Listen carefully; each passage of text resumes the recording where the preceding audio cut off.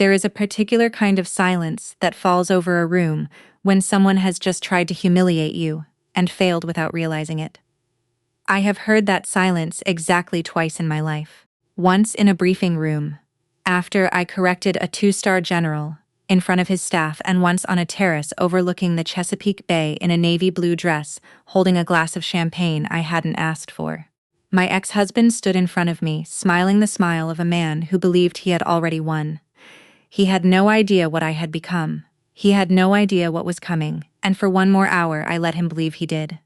The venue sat right on the water, the kind of place that charges by the guest and prices the flowers separately. White tents rippled in the July breeze. String lights hung between the columns like something out of a magazine. Spread the kind Grace used to circle in catalogs when she was a little girl who still asked me to braid her hair before school. I arrived early the way I always do, and found my seat in the section reserved for the bride's family. I hadn't worn my uniform. I chose the dress instead, simple tailored, the kind of navy blue that could belong to anyone. Nothing about me announced who I was. That had always been fine by me. I've spent 30 years being underestimated by rooms full of people who assumed a woman in heels couldn't also be the one giving the orders. It had been almost 10 years since Michael and I had been in the same room for longer than the time it takes to hand off our daughter at a doorway. 10 years of clipped phone calls about tuition and graduation dates, of polite distance at the edges of Grace's life. I hadn't expected today to feel like anything. I was wrong.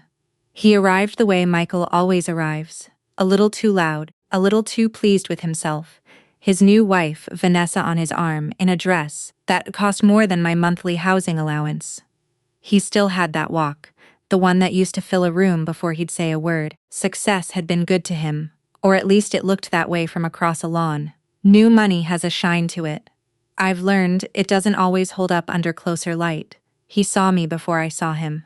I watched the surprise cross his face, quick, and then gone, replaced by something more familiar. That particular curl at the corner of his mouth he used whenever he thought he had the upper hand. "Well," he said, walking over, drink already in hand, "you actually came." "Grace is my daughter," I said. It wasn't a challenge. It was simply true, and it should have ended the conversation right there. It didn't. Michael glanced toward the crowd of guests, laughing near the bar, then back at me, and something in his expression settled into the shape. I remembered too well the look he used to wear, right before he said something designed to leave a mark. "If it weren't for pity," he said low enough that only I could hear it, "no one would have invited you." I didn't flinch. I didn't reach for a response because I didn't need one. I lifted my glass instead, took a slow sip, and let the moment sit exactly where he'd placed it. Then I smiled. He mistook that smile for something small. Embarrassment, maybe. Defeat. Michael has always been better at reading a room than at reading a person, and in that gap between the two he has spent his whole life being wrong about the things that mattered most. What he didn't know, what he had no reason to know, because he stopped asking about my life the day he walked out of it, was that the woman he'd just insulted in front of 200 wedding guests had spent the last decade building something he couldn't begin to imagine. He still thought of me exactly as he'd left me. He had no idea how much distance 10 years can put between who you were and who you become if you refuse to stop moving. I thought about telling him. For half a second I let myself picture it, the look on his face, if I simply said it plainly right there on the lawn. But I didn't come to my daughter's wedding to settle a decade-old score. I came for Grace. Whatever happened with Michael would happen because he made it happen, not because I went looking for the moment. My mind went back unbidden to another kitchen, another version of this man, 10 years younger, and just as certain of himself. He'd stood there with a suitcase by the door, and Grace upstairs, 17 years old, and pretending not to listen through the floorboards. "I'm done living second place to the Navy." He'd said like it was a verdict he'd been rehearsing for months. He listed it all: the missed dinners, the deployments, the way he'd had to be both parents more nights than he could count. Some of it was true. I never pretended otherwise. The uniform asks for things a marriage can't always survive, and I have never once claimed that cost fell on me alone. But Michael didn't just want out. He wanted me to understand that I had failed at something, and he wanted to be the one who told me so. One day, he'd said, pulling the suitcase toward the door, "You're going to realize those uniforms and medals can't love you back." I have carried that sentence for 10 years, not because I believed it, because I never got the chance to tell him how wrong it was. Divorce doesn't end a marriage so much as it hands each person a pen and lets them start writing their own version of events. Michael got the better draft, not because his was more honest, but because he had the audience, Grace 17, and heartbroken, living 3 miles from his new apartment, while I shipped out to a duty station 100 miles away. Distant doesn't argue back. Silence doesn't correct the record. Michael understood that better than I did, and he used it. I want to be fair to him here because it would be easy not to be. He never forbade Grace from seeing me. He never once told her she couldn't call, couldn't visit, couldn't love her mother. What he did was quieter than that and harder to fight. He simply told the story over and over in small doses until it became the only version Grace had ever heard. "Your mother chose the Navy." He'd say, not unkindly, just matter of fact, the way you'd mention the weather. "I tried to save our family. She was never home. Her career always came first." None of it was said with venom. That was the trick of it. If he'd raged, Grace might have questioned him. Instead, he delivered it gently, like a man who'd made peace with a painful truth. And grief has a way of making a 17-year-old trust the parent who's still in the room over the one who isn't. I was transferred to a new command 8 months after the divorce. I could have fought harder for time with Grace. I could have written her long emails cataloging every night Michael came home late, every argument he started, every time he told me my career made me a bad mother, while building his own around 80-hour work weeks. I had plenty of material. I chose not to use it. "Your father and I failed each other," I told her once on one of the rare weekends she came to visit. "But neither of us gets to make you choose." I meant it as protection. I have come to understand that to a grieving child, restraint can look like guilt, and my silence, however well-intentioned, left a space that Michael's version filled without resistance. He talked. I didn't, and when you're 17 and trying to make sense of a broken home, the parent who explains everything starts to sound like the one who's telling the truth, and the parent who says almost nothing starts to sound like the one with something to hide. 3 years after the divorce, Michael married Vanessa.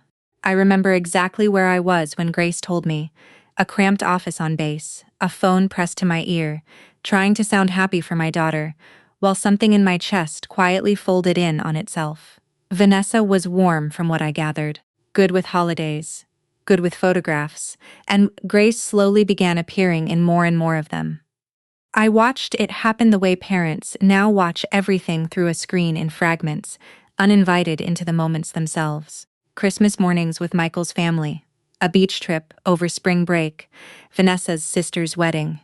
Grace in the photos, smiling like she belonged there because she did. Thanksgiving after Thanksgiving filled a feed I checked more often than I ever admitted to anyone. There was a year Grace was 20, I think, when she didn't come home for Christmas at all. She called on the 26th, apologetic, distracted, already halfway back into a life that had stopped orbiting around me. I told her it was fine. I have gotten very good over the years at telling people it's fine. I want any parent watching this who has felt that particular ache to know I'm not exaggerating it for effect. There is a specific kind of grief in watching your child's life fill up with someone else's family, in scrolling past photographs of holidays you weren't invited to, and knowing that not being invited wasn't even cruelty. It was simply what happens when you're the parent standing farther away. But I didn't stop calling. I sent the birthday cards even in years when I wasn't sure she opened them before throwing them in a drawer. I showed up for graduation, flying across the country on a weekend pass I'd been saving for months, standing at the back of the auditorium because I hadn't wanted to make a scene about seating. I never once asked Grace to choose sides, never once used the years I could have used against Michael. I told myself that mattered even when I had no proof that it did. What I didn't know then, what I had no way of knowing, was that somewhere underneath all of it, Grace was keeping a quieter record than Michael ever gave her credit for. She just didn't have the language yet to read it correctly. That would take another man entirely, one who hadn't even walked into her life yet, to help her see what had actually been true all along. I finished my glass of wine on that terrace, watching Michael laugh with a cluster of guests near the bar, and thought about how strange it was that a man could talk for 10 years and never once ask what had actually happened to the woman he was talking about. There's a version of this story where I fell apart after the divorce and slowly rebuilt myself into someone new. That's not what happened. I didn't become someone new. I was already who I was. The Navy had been part of my life for 2 decades by the time Michael packed that suitcase, and walking out the door didn't unmake any of it. What changed wasn't who I was. What changed was that I stopped having anyone at home to come back to, and I put everything I had left into the one place that had never once asked me to be smaller than I was. I won't dwell too long on the climb, because the climb itself isn't really the point of this story. But it matters that people understand it wasn't quick and it wasn't handed to me. There is no such thing as suddenly becoming an admiral. It is the compounded weight of decades, of taking commands nobody else wanted, of being the officer who stayed late when staying late meant something, of sitting in selection boards that measured you against people who had given just as much and slept just as little. In the years after the divorce, I took command of increasingly larger units. I was responsible, at different points, for the training and welfare of thousands of sailors, people who trusted me with their careers, sometimes with their lives, in ways that had nothing to do with the woman Michael described to our daughter at Thanksgiving dinners. I wasn't invited to. I served on staffs where I was more often than not the only woman in the room, and I learned early that the fastest way to lose credibility was to explain yourself. So I stopped explaining. I let the work speak the way I'd been taught to by officers who came before me. And slowly, the work built a case for itself that nobody could argue with. The selection process for flag rank is not something I can fully describe to someone outside it, except to say that it is exacting in a way that leaves no room for shortcuts. You do not apply for it. You are considered, and then you are measured by people who have spent their own careers learning exactly what to look for. I went through that process the same year Grace was finishing her second year of college, a fact I remember, only because I was drafting a promotion board statement the same week I was wiring her money for a laptop. The day I got the call, the actual call, the one that told me I'd been selected for Rear Admiral lower half, I sat alone in my office for a few minutes before I did anything else. Not out of pride, out of something quieter, something closer to disbelief that after everything this particular door had actually opened. I thought about my father long gone, who used to tell me that rank doesn't change who greets you at the door when you get home. I thought about the fact that no one would be waiting for me at a door that night. And then I picked up the phone and called my daughter. Grace didn't answer. I left a voicemail, the kind you record when you're trying to sound casual about something that isn't casual at all. Hey sweetheart, I got some good news today. Call me when you can. I remember the sound of my own voice in that message, how carefully even I'd made it, how much effort it took to keep the hope out of it, so that if she never called back, I wouldn't have to hear the disappointment in my own recording later. She called 2 days later. We talked for maybe 4 minutes. She'd had an exam, she was tired.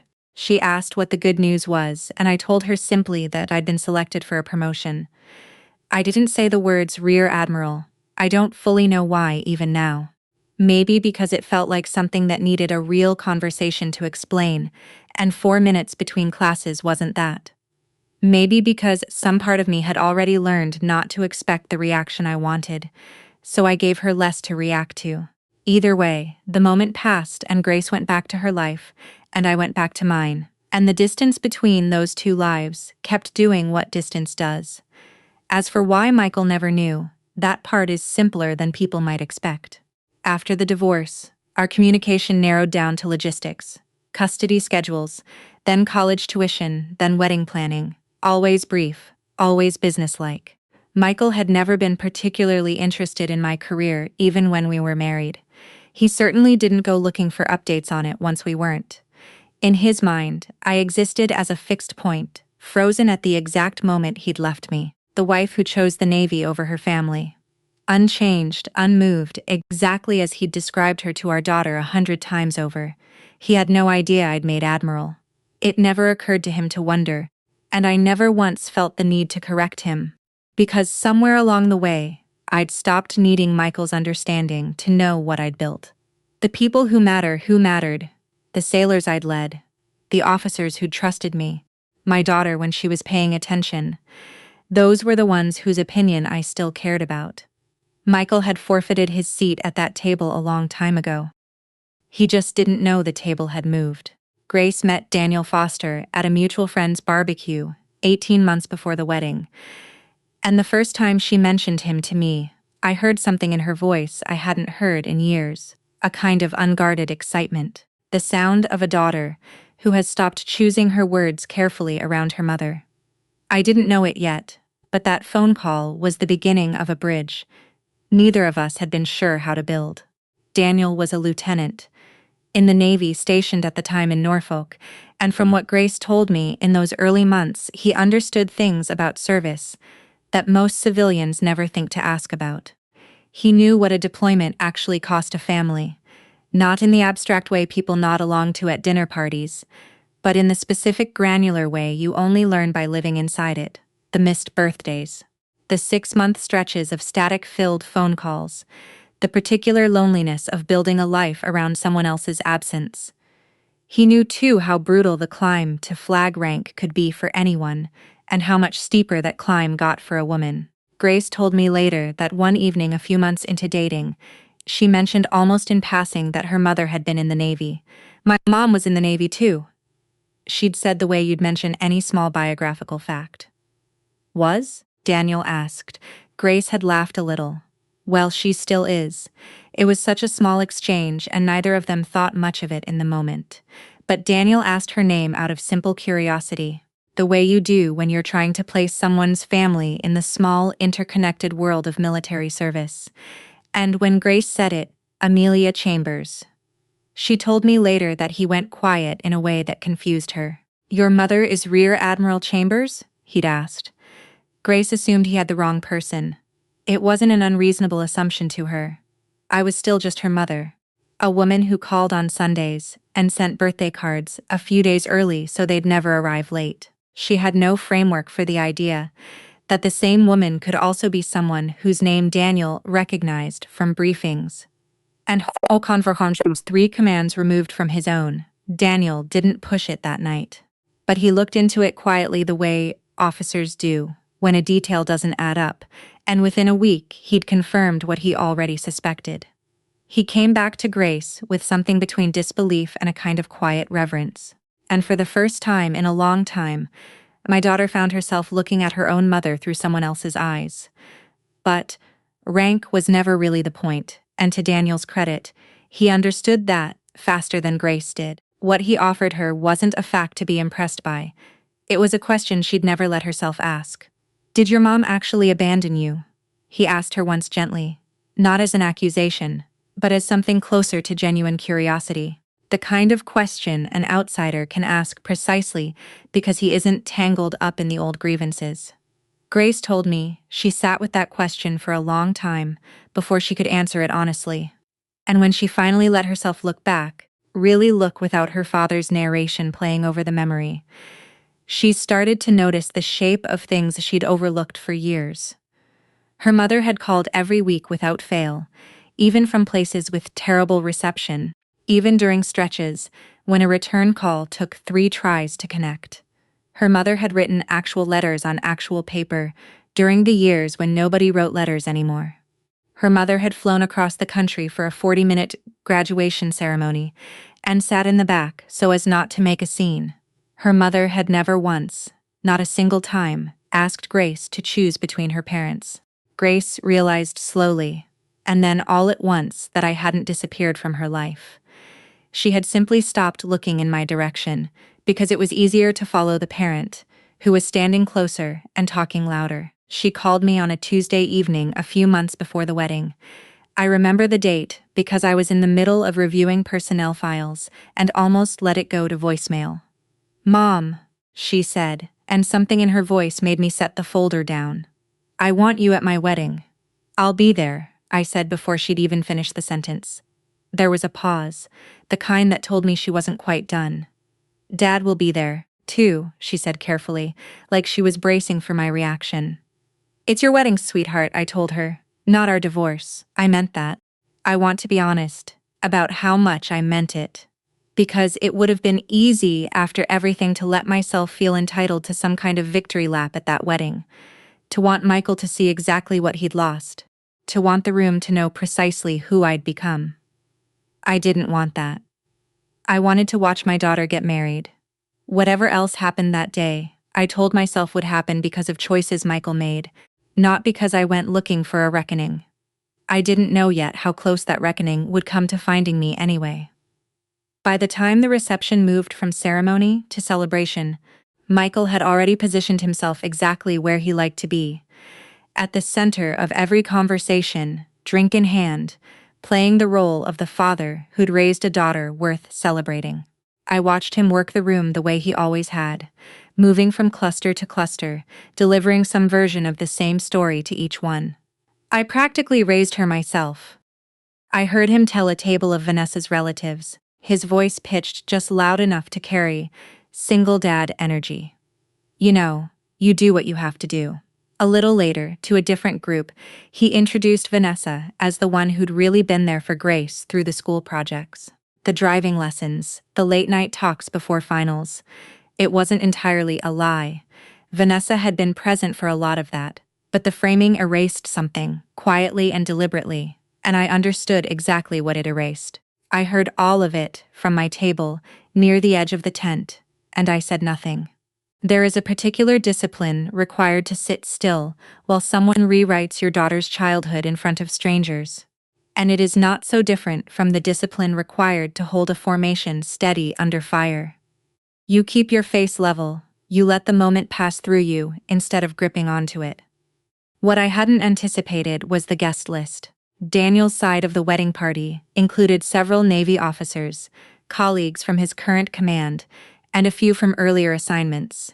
And as the evening wore on, I started noticing glances in my direction that lingered a beat too long. A captain near the bar looked at me twice, then a third time, something working behind his eyes, like he was cross-referencing a memory. Another officer leaned toward Daniel at one point and said something low, gesturing faintly with his glass toward my table. Daniel, to his credit, handled it with more discretion than I expected from a man his age. "Tonight, she's the mother of the bride," I heard him tell someone quietly, steering the conversation elsewhere. "Nothing more, nothing less. Let's keep it that way for her." I appreciated that more than I let on. I hadn't come to Grace's wedding to be recognized. I'd spent enough of my career being the subject of hallway whispers, the woman making Admiral, the woman running a command twice the size anyone expected her to handle, that I'd learned to value the rooms where none of that followed me in. I wanted this to be one of those rooms, at least for a little while longer. It didn't stay that way. Michael found his way to my table, sometime after the toasts were supposed to have started, a fresh drink in his hand, and the particular looseness in his posture that told me he'd had several before that one. He looked me over, taking in the plain navy dress, the absence of anything that might have hinted at what I actually did for a living. And something in his expression settled into that old, familiar smugness. "Still playing Navy?" he asked, dropping into the empty chair beside me like he owned it. "Still serving," I said. He laughed, a short, dismissive sound. "What are you now?" "Commander. Lieutenant Commander," he said, the ranks the way you'd guess at a stranger's age, careless and slightly condescending, clearly enjoying the sound of his own guesswork more than any actual interest in the answer. "Something like that," I said, and let it go at that. I wasn't lying to him, exactly. I simply wasn't offering him anything he hadn't earned the right to know. He didn't seem to notice the deflection. He was already moving on, launching into an update on his own life, with the ease of a man who assumed I'd been waiting a decade to hear it. The new house in the gated community outside Richmond, The commercial real estate firm he'd built from nothing. His words, into something that let him golf on Wednesdays. The investment properties, 3 of them now, one on the coast. He talked for a long time. I let him.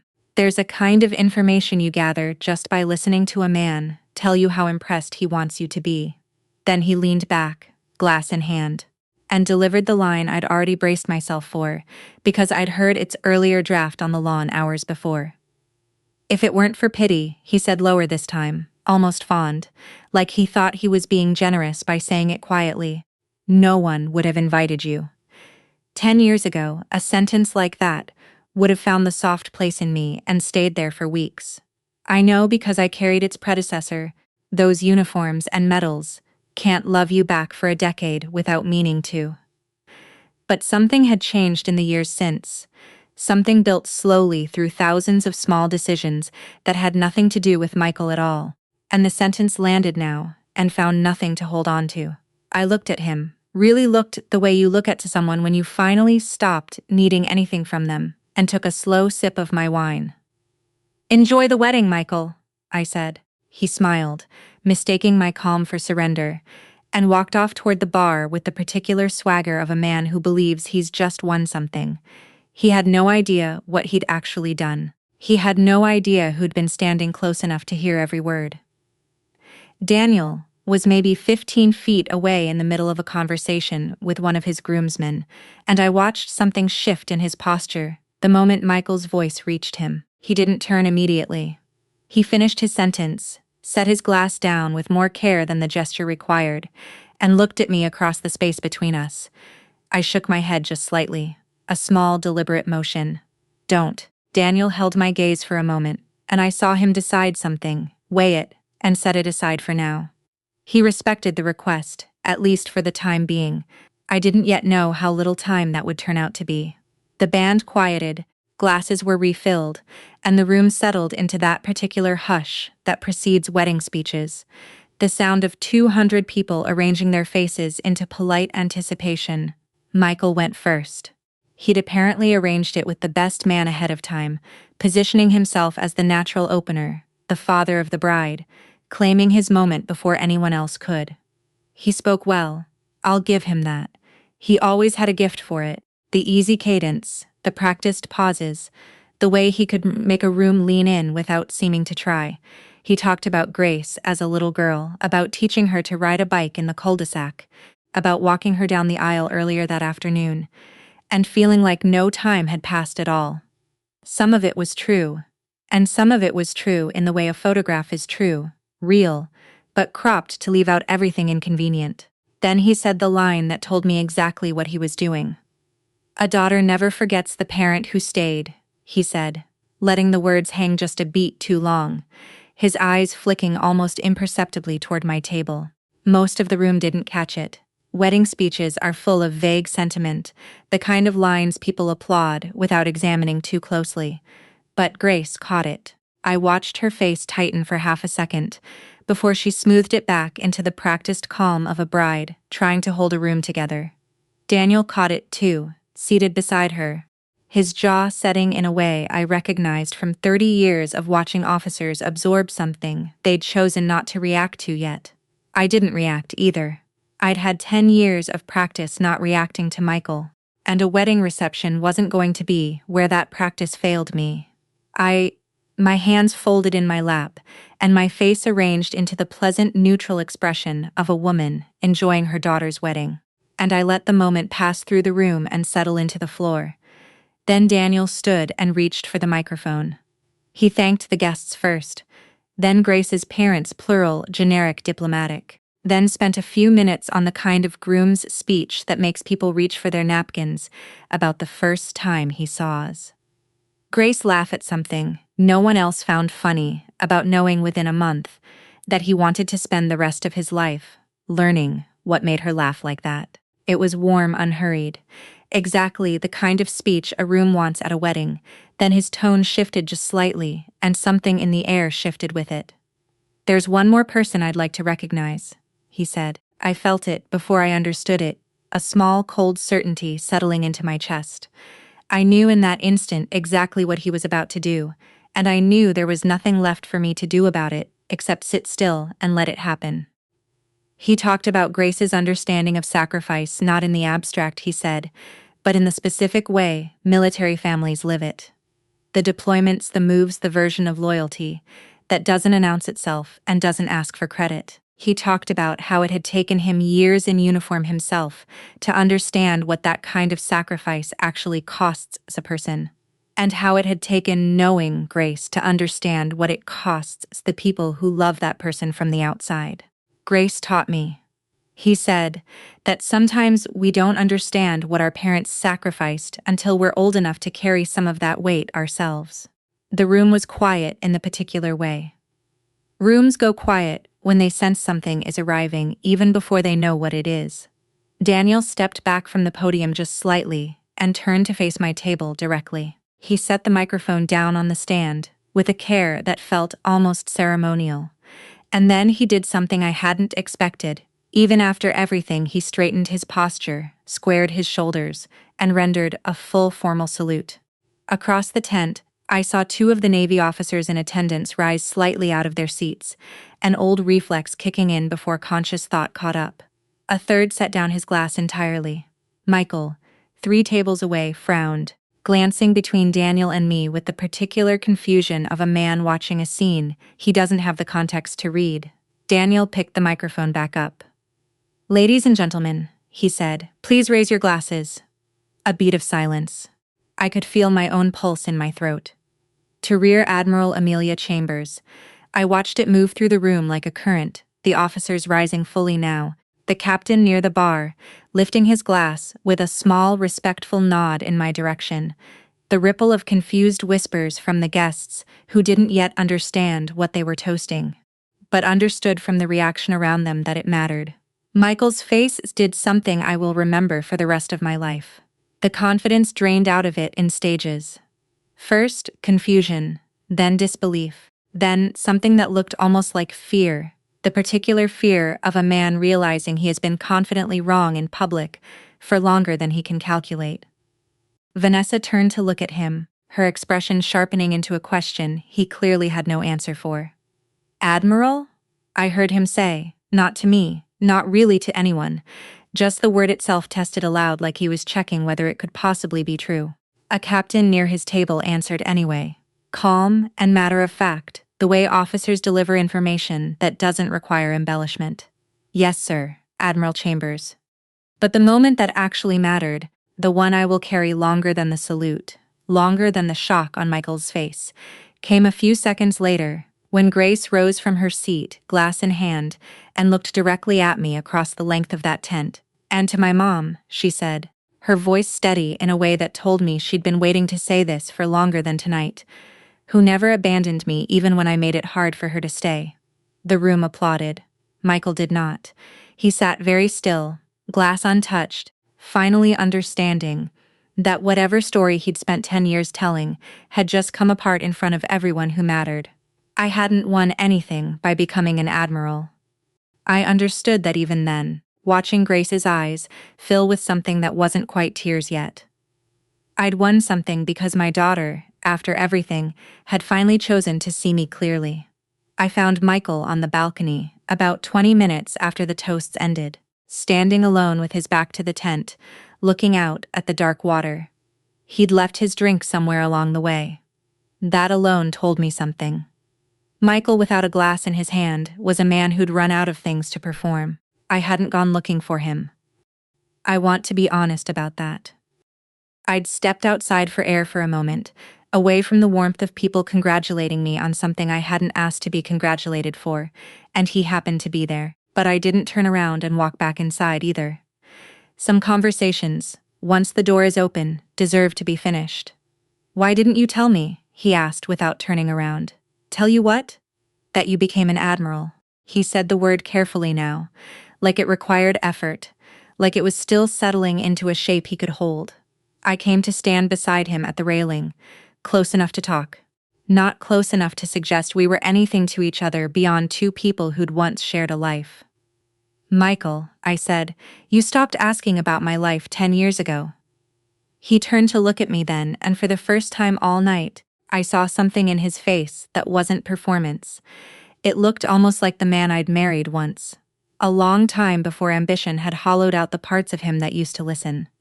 But old habits die slowly, and I watched him reach for the familiar defense before he could stop himself. "You always cared more about rank than family," he said. "That's why we're standing here." I didn't raise my voice. I didn't need to. "If that were true," I said, "I would have spent the last 10 years telling Grace everything you did. Every version of the story you gave her that left me out or wrote me small." I had 10 years, Michael. I had every opportunity and every reason, if that's really who I was. He said nothing. "I never asked her to hate you so she could love me," I said. "I let her love you both. That was the hardest thing I've ever done, harder than any command I've held. And you never even noticed I was doing it." Michael looked back out at the water.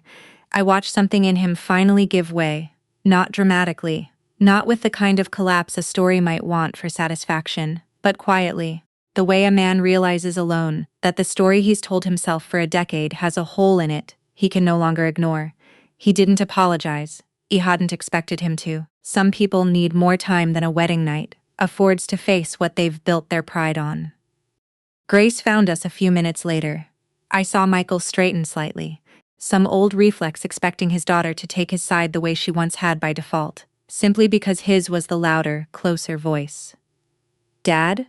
Grace said gently but without hesitation.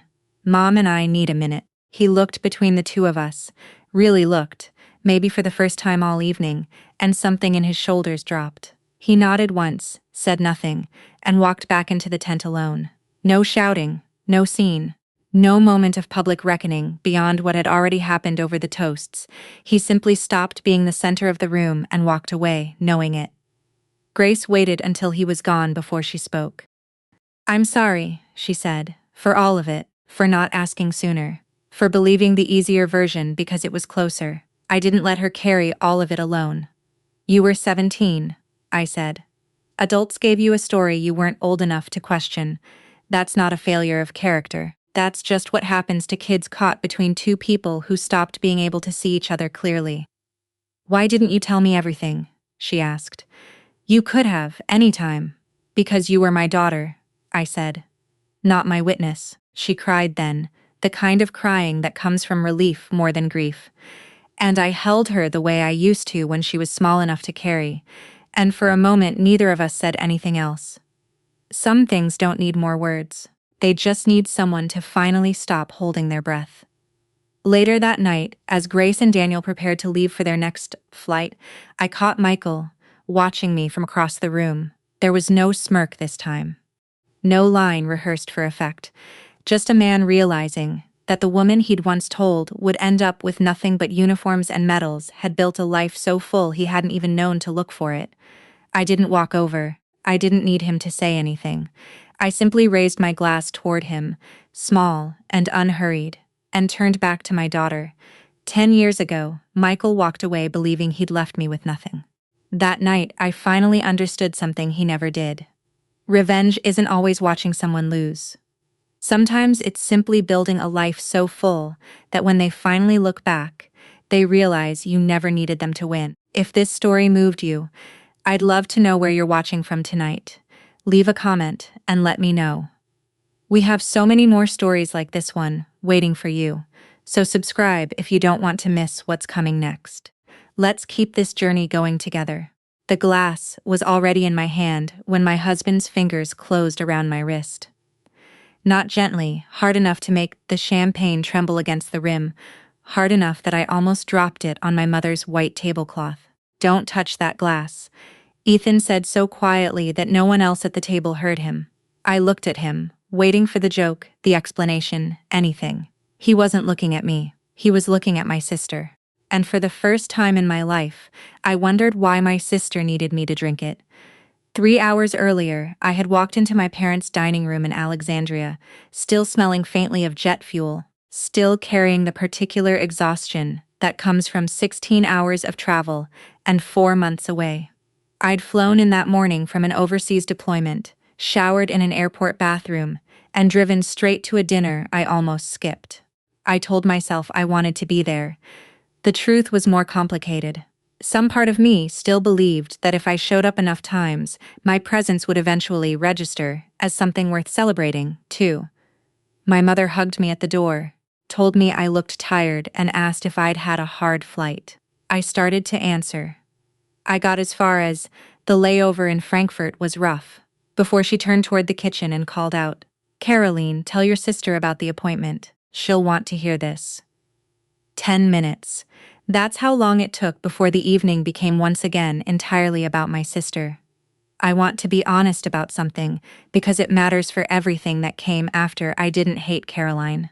I never had. Growing up, I actually admired her the way you admire someone who seems to have been built correctly from the start.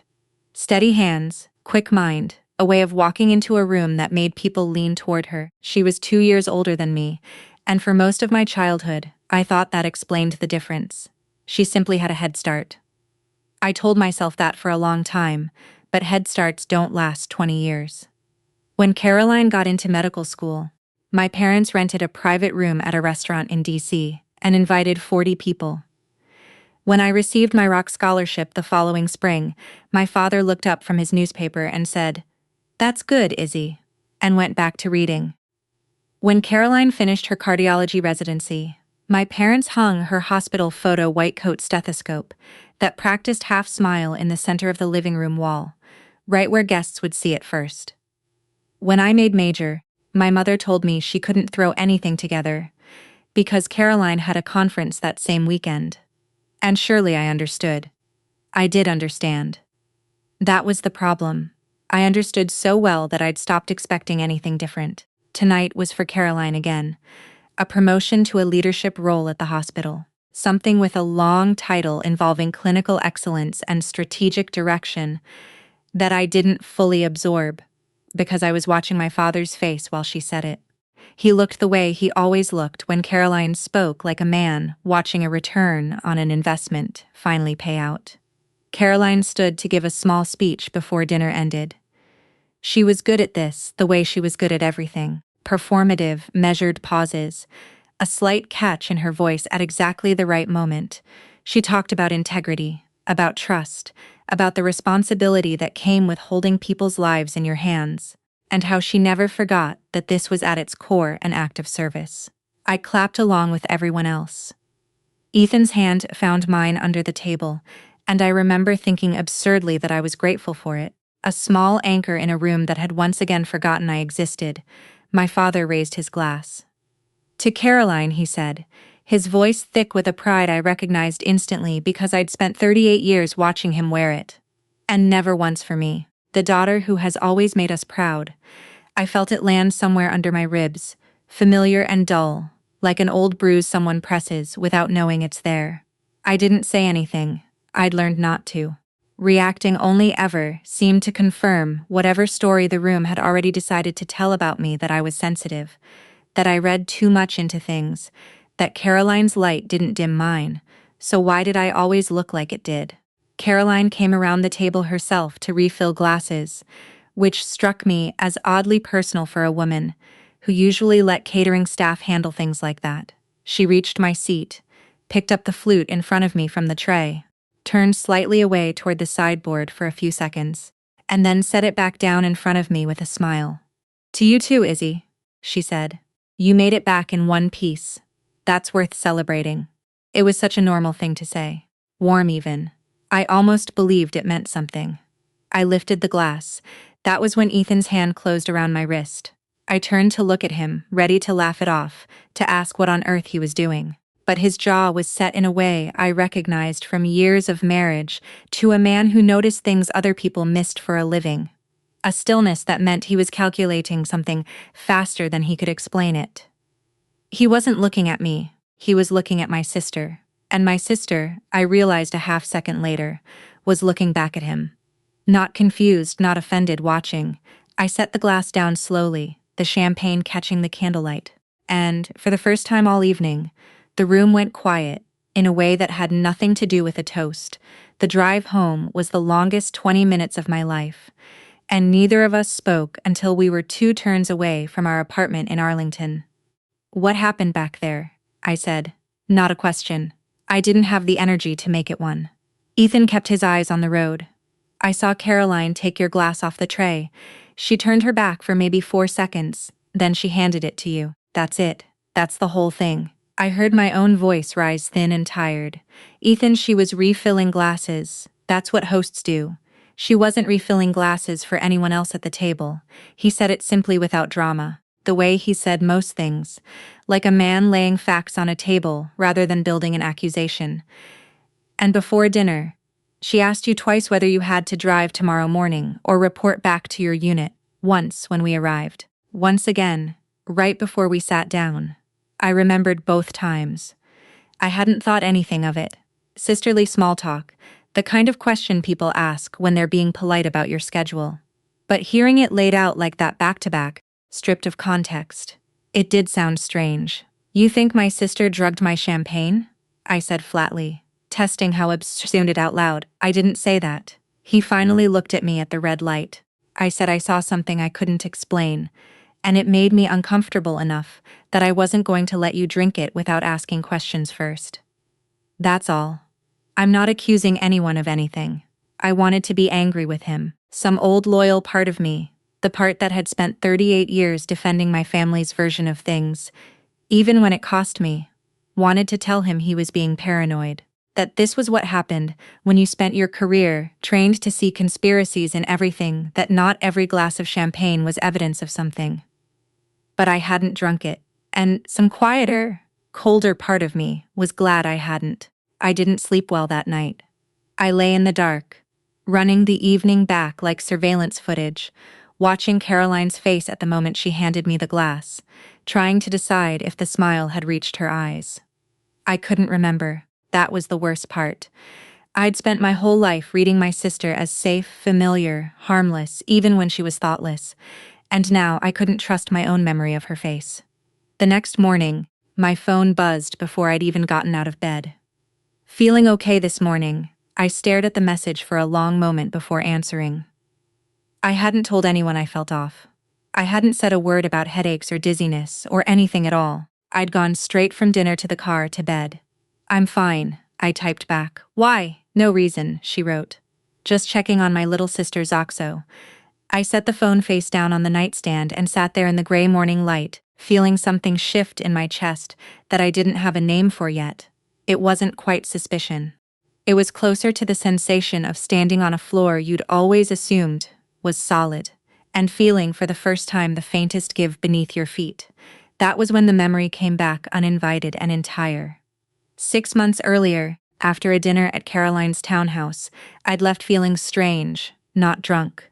Though I remembered Caroline commenting that I seemed a little tipsy as I said my goodbyes.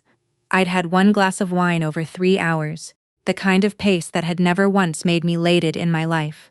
But I'd woken up the next day, nearly 14 hours later, groggy in a way that felt more like sedation than sleep, my head thick and my mouth dry. I'd missed a scheduled call with my command that morning, an important one tied to a deployment briefing, and spent the following week apologizing for something I couldn't fully explain, filing an incident report that used words like unexpected illness, because I genuinely didn't know what else to call it.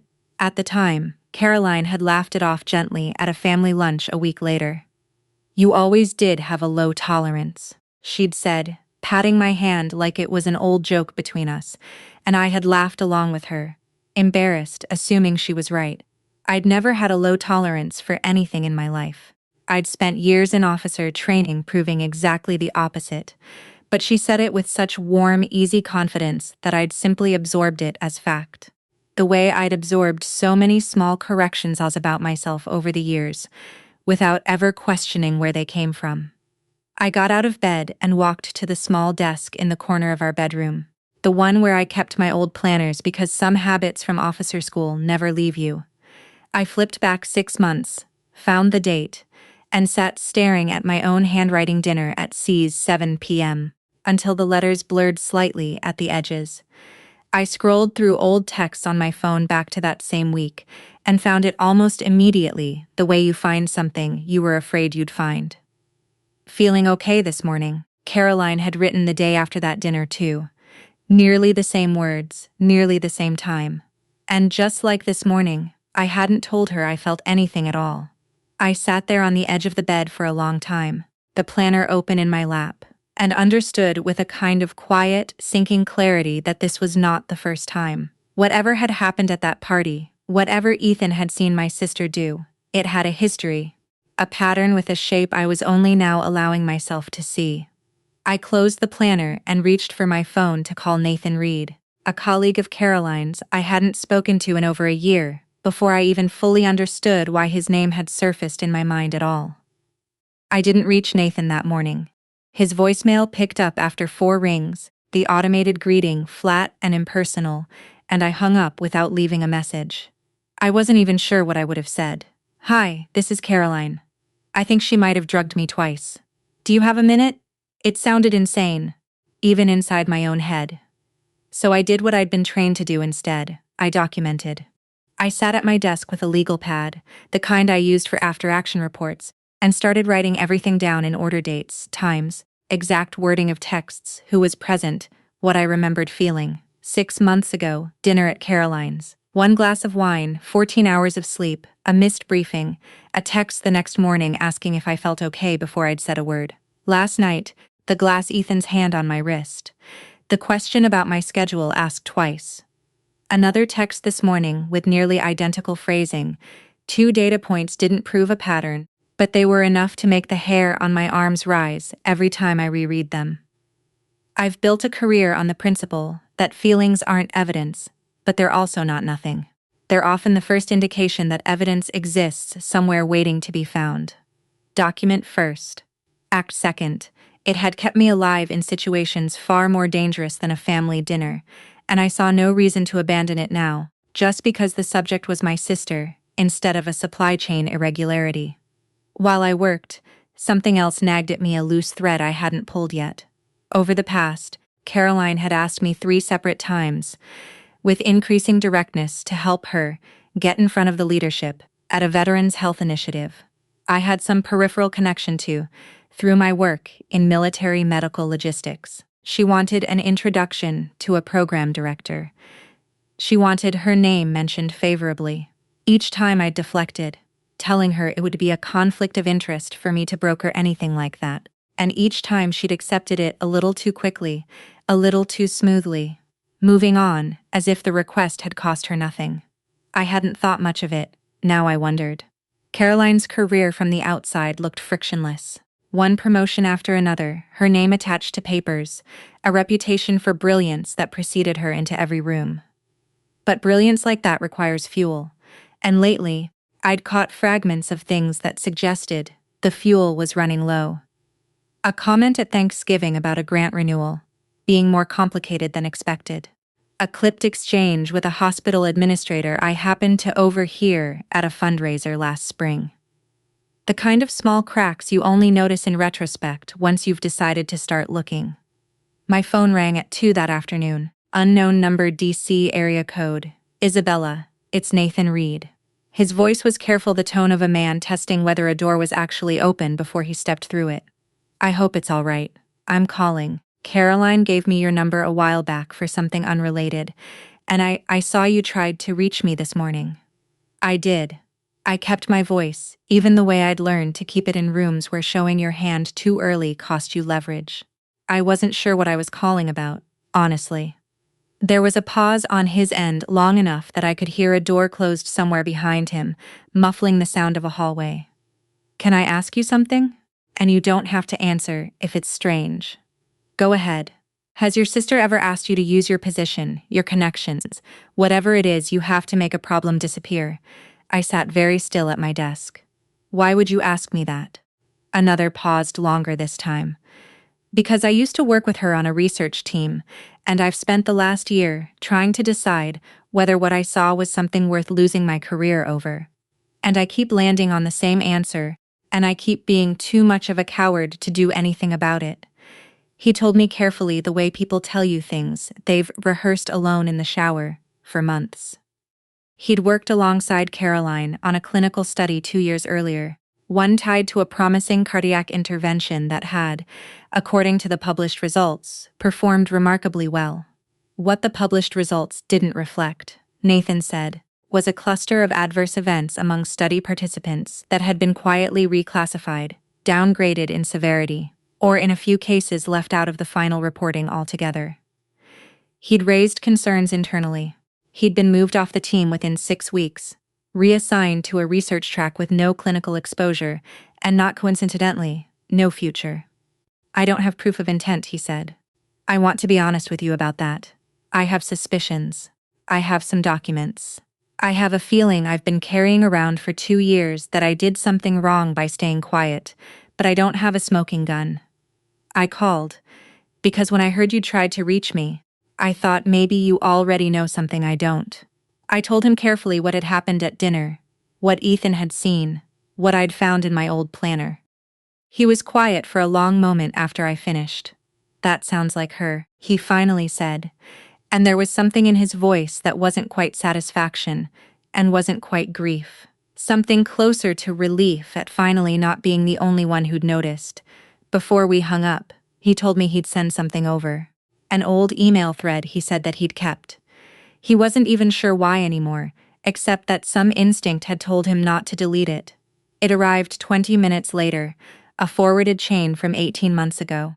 Caroline writing to a colleague about a scheduling conflict involving a hospital board dinner and a family obligation she was trying to avoid.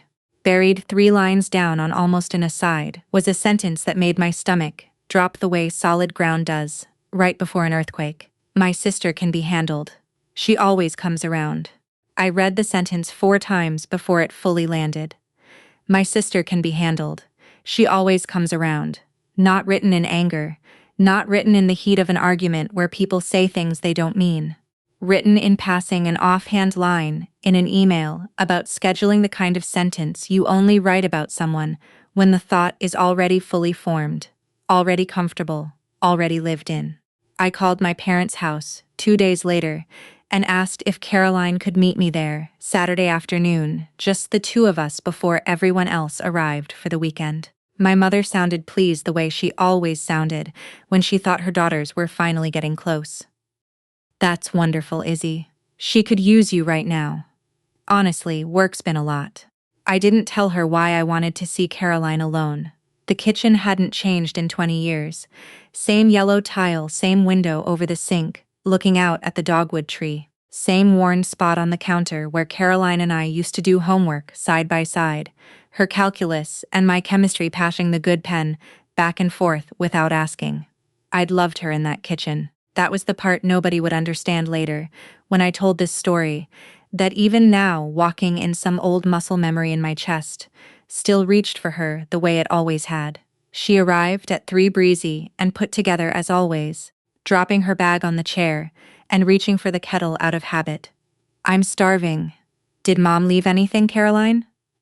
Something in my voice stopped her hand on the cabinet door. She turned, and I watched her face do the thing it always did when she sensed a shift in the room before she had all the information.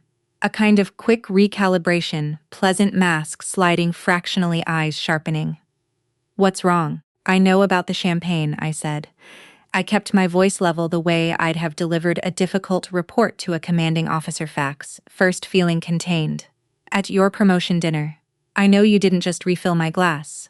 For a moment, she didn't move at all. Then she laughed short and disbelieving and turned back to the kettle as if the conversation were already over.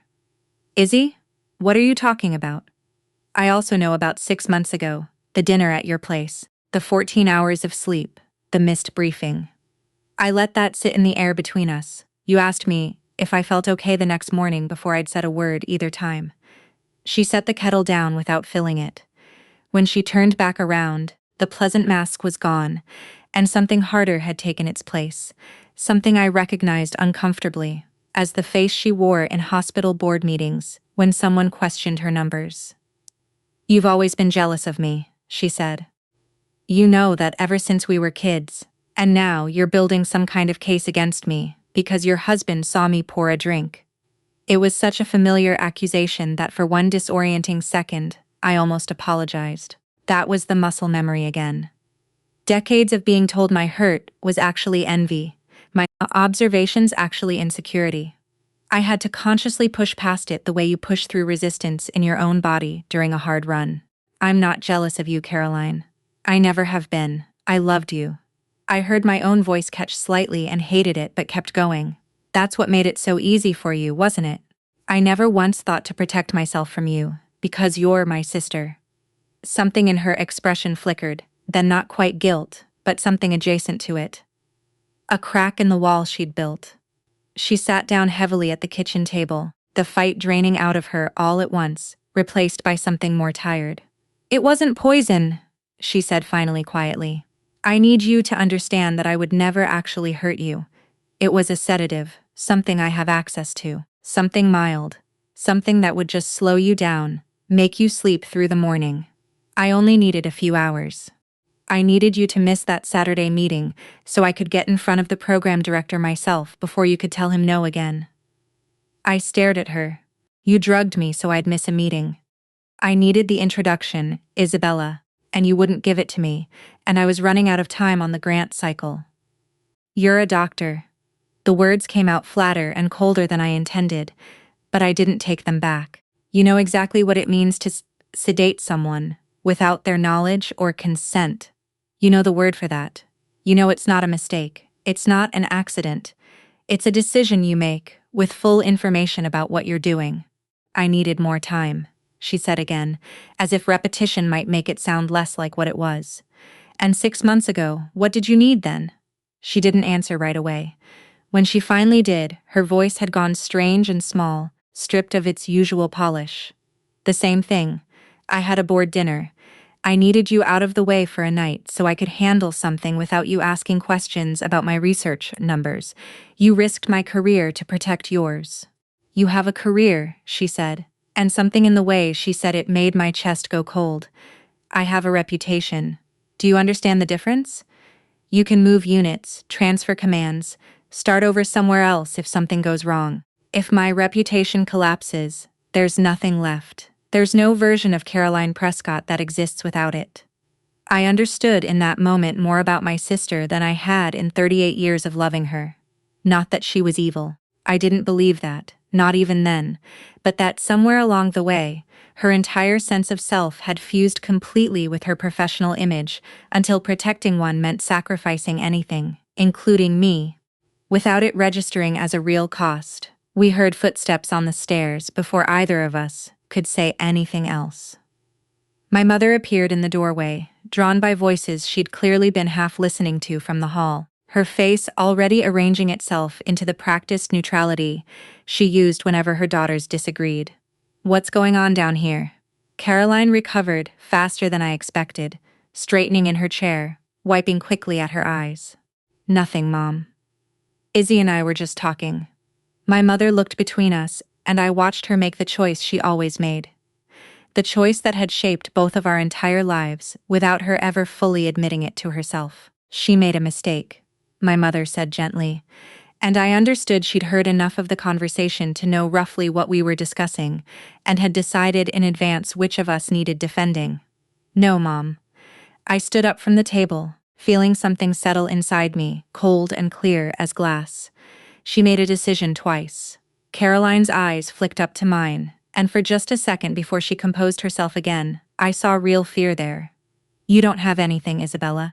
It's your word against mine. Who exactly is going to believe you over me?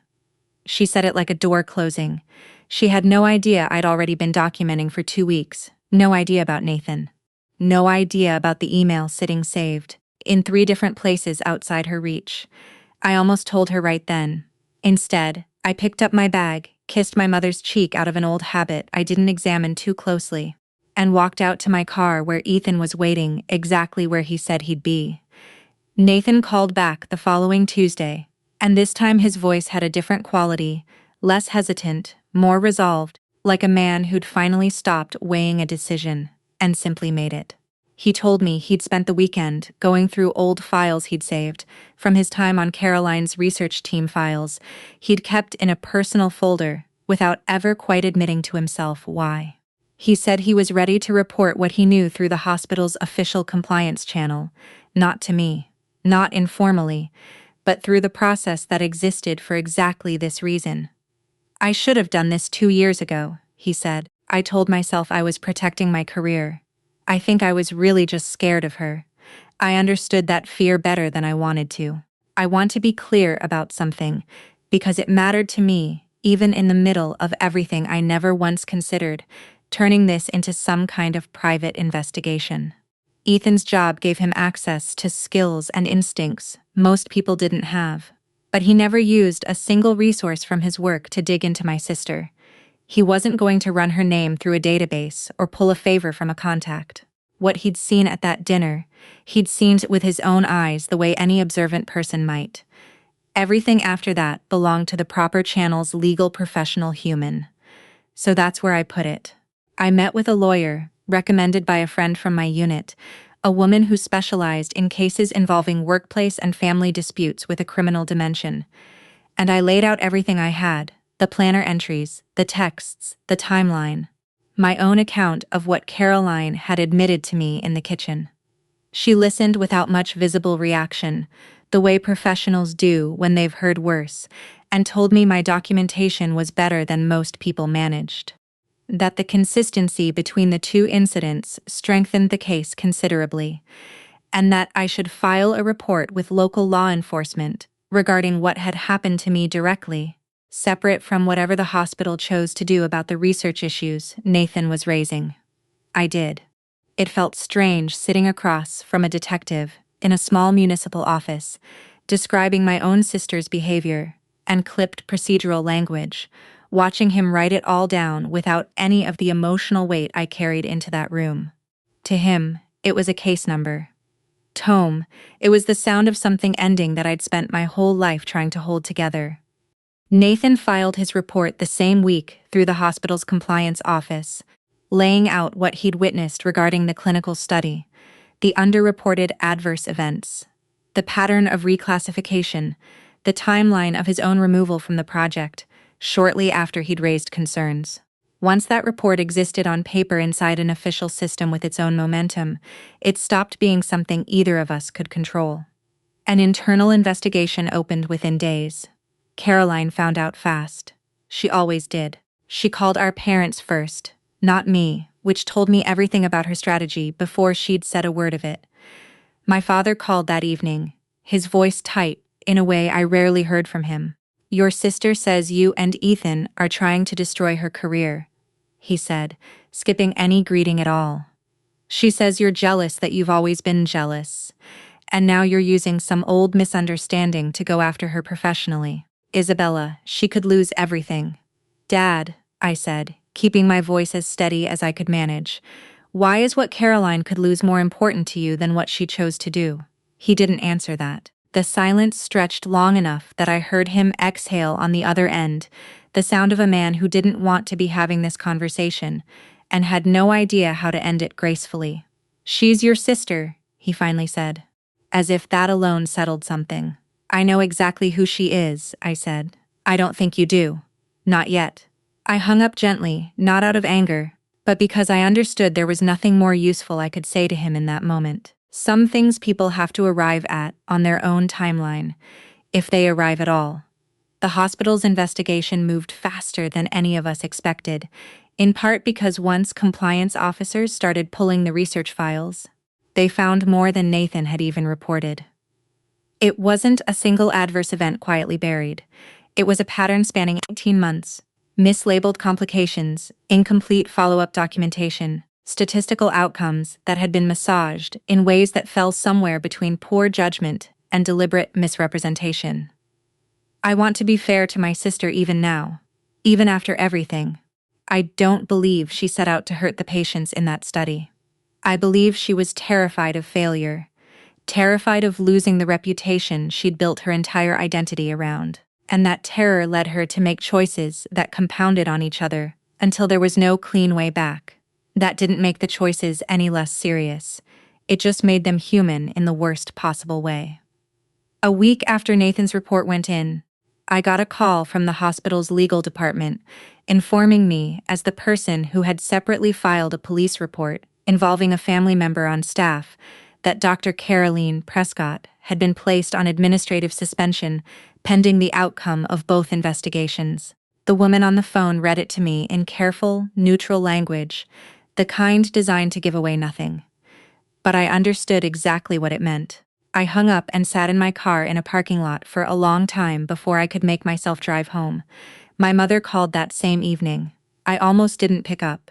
When I did, her voice was tight with a grief that had nowhere else to go except toward me. "Look what you did to your sister," she said.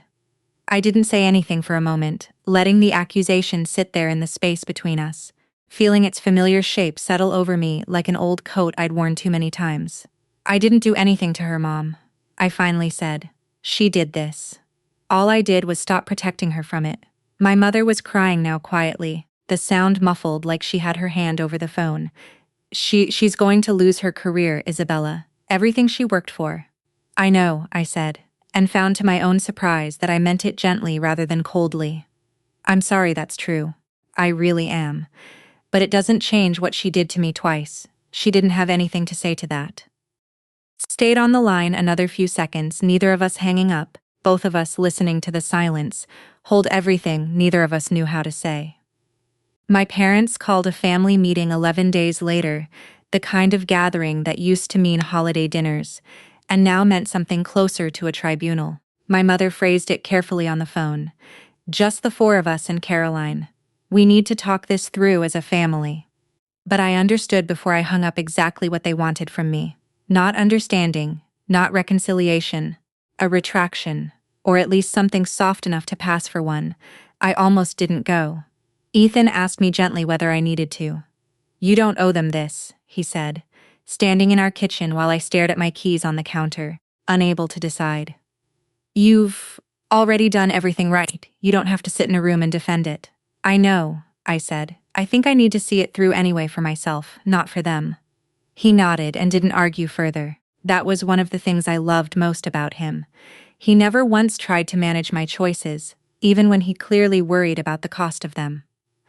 The house felt different when I walked in, smaller somehow, though nothing had physically changed. My father greeted me with a stiff hug and didn't quite meet my eyes. My mother had made coffee nobody drank. We sat in the living room under Caroline's old hospital photo, still hanging on the wall, and waited for her to come down from the guest room where she'd apparently been staying since her suspension began. When she finally appeared, I barely recognized her. Caroline had always carried herself like someone accustomed to being looked at shoulders back, chin level, the practiced composure of a woman who'd spent 15 years being the most competent person in every room she entered. That was gone. She looked thinner than I remembered from 2 weeks earlier. Her hair pulled back, carelessly dark circles under eyes that used to be her best feature. She sat across from me without her usual authority, and for a moment I felt something twist painfully in my chest that had nothing to do with anger. My father spoke first, his voice carefully rehearsed. "We just want to find a way through this as a family, Isabella. Is there any room to reconsider what you told the police? Maybe you misunderstood the situation. Maybe there's a version of this that doesn't end with your sister's entire career destroyed." "Dad, I didn't misunderstand anything," I said quietly. "I told them exactly what happened. I'm not going to change my account of my own life to protect Caroline from the consequences of what she did to me." My mother reached for my hand, her eyes wet. "She's your sister, Isabella. Family forgives." "I haven't said I won't forgive her someday," I said, and I meant it, though I wasn't sure yet if it was true. But forgiveness isn't the same thing as pretending it didn't happen, or lying to make it disappear faster. Caroline had been silent the whole time, staring at her hands in her lap. When she finally spoke, her voice was smaller than I'd ever heard it. "You finally got what you wanted," she said, not looking up. "What exactly do you think I wanted to see me fall?" Her eyes lifted to mine, then red-rimmed, and for a moment I saw something in her face I hadn't seen since we were children. Real unguarded hurt without the performance layered over it. "You've been waiting your whole life for a chance to bring me down to your level." I felt something crack open in my chest. 38 years of accumulated silence, finally finding its way out. And I let it. "I spent 30 years watching everyone lift you up," I said. "Every dinner, every announcement, every photo on that wall. I never needed you to fall, Caroline. I never once wanted that. I just needed you to stop standing on me to stay up there." The room went completely still. My mother's hand tightened around mine, though I couldn't tell if it was in comfort or an attempt to stop me from saying more. My father stared at the coffee table like it might offer him an escape route. Caroline's face crumpled just slightly before she caught herself and rebuilt the wall. "I never meant for it to be like this." "I know," I said. And I found that I did believe her in the narrow, specific sense, that I don't think she'd ever sat down and planned to hurt me deliberately. Cruelty by design. But intention had never been the question. What she'd done was what she'd done, regardless of the story she told herself about why. I didn't ask her to apologize.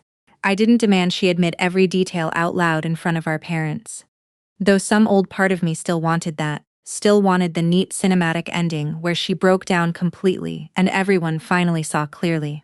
That wasn't going to happen. Not that day. Maybe not ever in the way I'd once imagined satisfaction would feel. Instead, I stood up. "I'm not going to change what I told them," I said to the room generally. Though I was really speaking to my parents. "I'm not going to pretend I imagined this or that. It was some kind of misunderstanding between sisters. What happens to Caroline's career now isn't something I control. And honestly, it isn't something I want to control. That's between her and the people whose job it is to look at what she did." My mother started to say something else, but I was already moving toward the door, my legs carrying me forward with a steadiness I didn't entirely feel yet. Ethan was parked exactly where he said he'd be, engine idling, waiting without a single question on his face. I got in beside him and sat for a moment, looking back at the house where I'd grown up, at the porch light my mother always left on, even in daylight out of habit.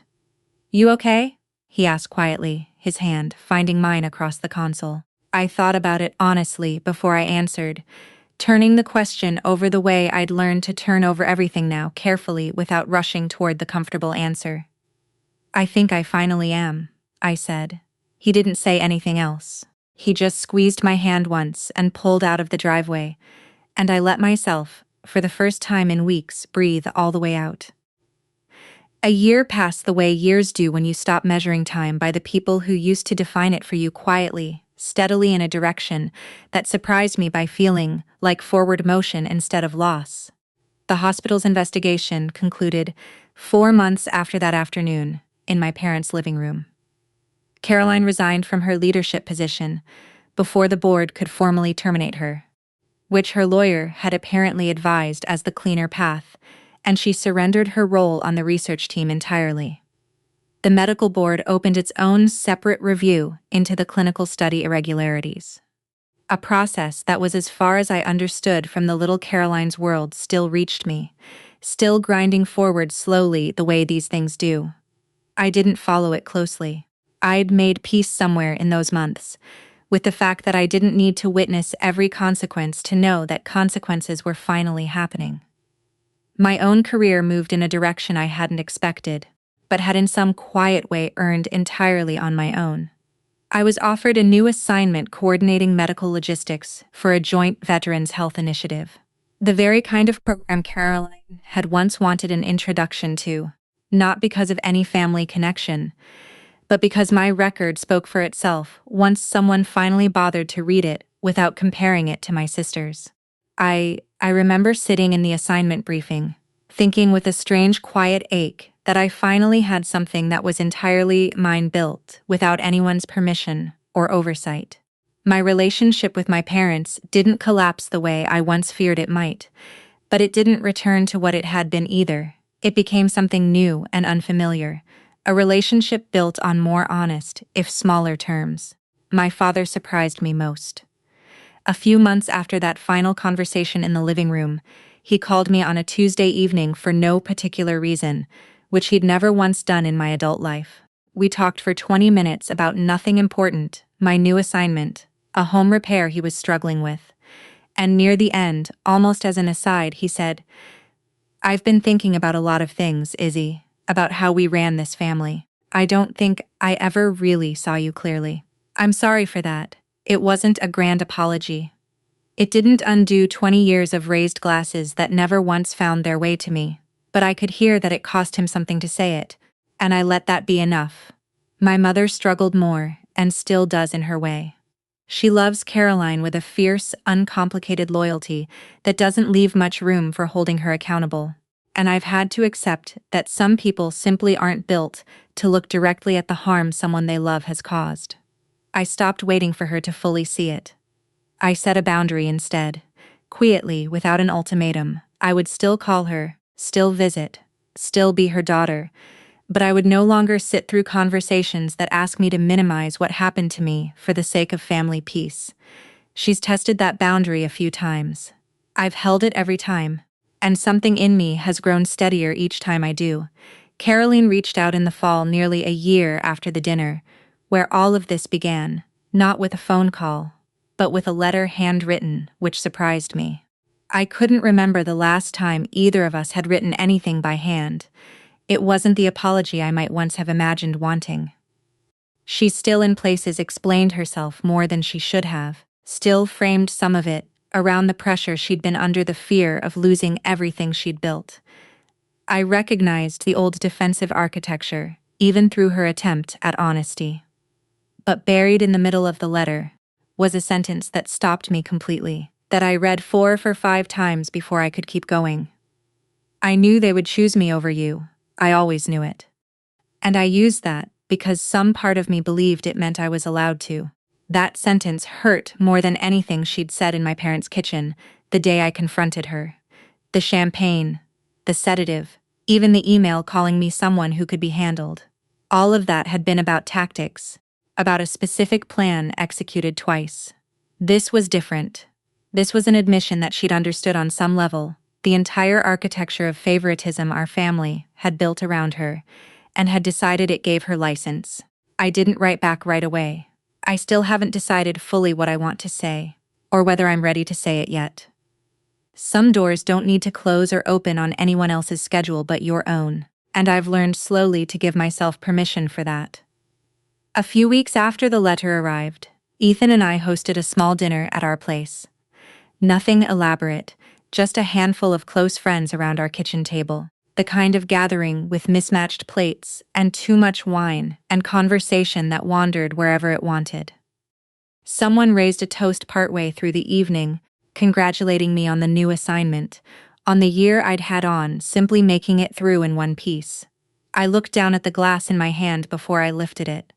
For just a second, I was back at that dinner table in Virginia, watching my sister's hand hover near my glass, feeling Ethan's fingers close around my wrist. I let the memory pass through me instead of gripping it.